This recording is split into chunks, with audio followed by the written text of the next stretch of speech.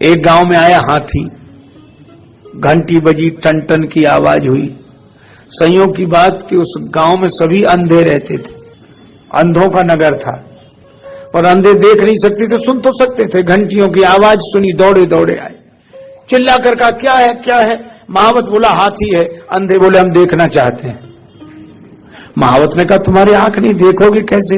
कहा हाथ तो हैं, हाथों से देखें। ठीक है, महावत ने हाथी बिठा दिया। अंधे टूट पड़े, किसी ने पांव पकड़ा, कुछ अंधों ने, कुछ ने पूंछ, कुछ ने कान, कुछ ने पीठ, किसी ने सूंड। देख लिया?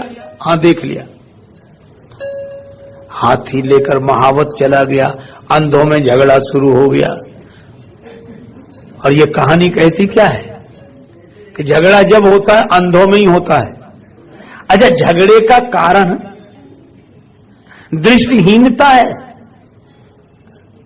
नियरे होए सूजत नहीं लानत ऐसी जिंद, और तुलसी या संसार को भयो मोतिया बिंद।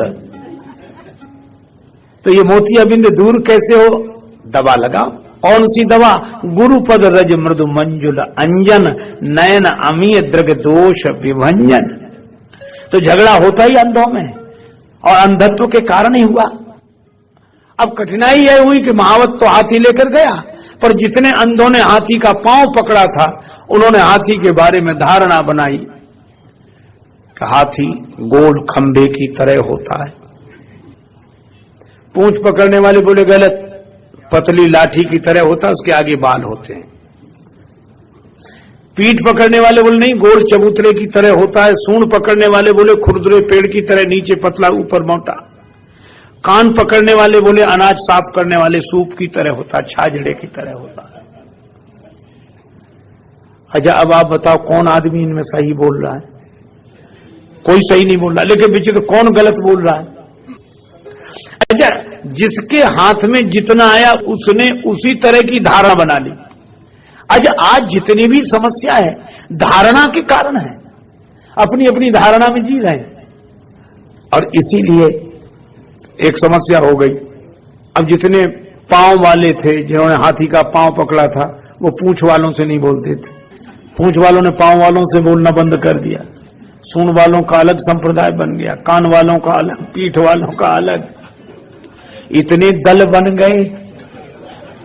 अब एक दल हो तो दल, और दो तीन दल हो तो दल दल। इस दल दल से निकलना मुश्किल। और सब कह रहे थे। दूसरा कहता कि नहीं भाई, ऐसा कैसे माने, हमने खुद अपने हाथ से देखा है। अब जिसके हाथ जितना ही लग गया, अच्छा जिसके हाथ जितना लगा उसको ही उसने पूर्ण समझ लिया, यही विडंबना है। अच्छा, लगा हाथ हाथी ही था, वो बेचारे निर्दोष भी हैं, उनका कोई दोष नहीं है, लेकिन अब क्या करें, धारणाओं में बंधे। अब अलग अलग दल बन गए, कोई किसी से बोलता नहीं था, एक समूह अलग, एक समूह अलग।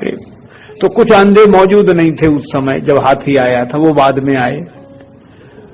उन्होंने देखा कि हमारे गांव में क्या हो गया, इतने प्रेम से रहते थे हम लोग। किसी ने कहा कि हाथी आया था, उससे ये विवाद हुआ। तो वो अंधे बोले कि इससे तो हम तभी मजे में थे जब हाथी हमारे गांव में नहीं आया था, ये हाथी ने तो और उपद्रव कर दिया। समाधान क्या? कुछ लोग बोले कि महावत कह गया था कि 4 दिन बाद लौट कर आएंगे, प्रतीक्षा करो। लौट कर आया, फिर घंटियां बजी, हाथी के आगमन की सूचना मिली, अंधों दौड़े। महावत ने कहा क्या बात है, हाथी देखना चाहते हो तो तुमने तो उसी दिन देख लिया था।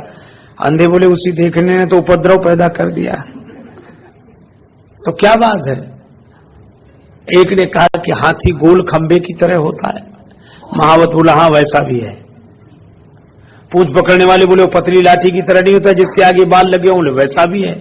पीठ पकड़ने वालों ने कहा गोल चबूतरे की तरह का, वैसा भी है। सूंड पकड़ने वालों ने कहा खुरदुरे पेड़ की तरह का, वैसा भी है। कान पकड़ने वालों ने कहा अनाज साफ करने वाले छाजड़ा सूप की तरह, बोले वैसा भी है। पीठ पकड़ने वाले बोले गोल चबूतरे की तरह। महावत बोला वैसा भी है। तो अंधे बोले क्या 10-12 हाथी लिए हो? महावत बोला हाथी तो एक ही है। तो एक ही अनेक जैसा क्यों लग रहा है?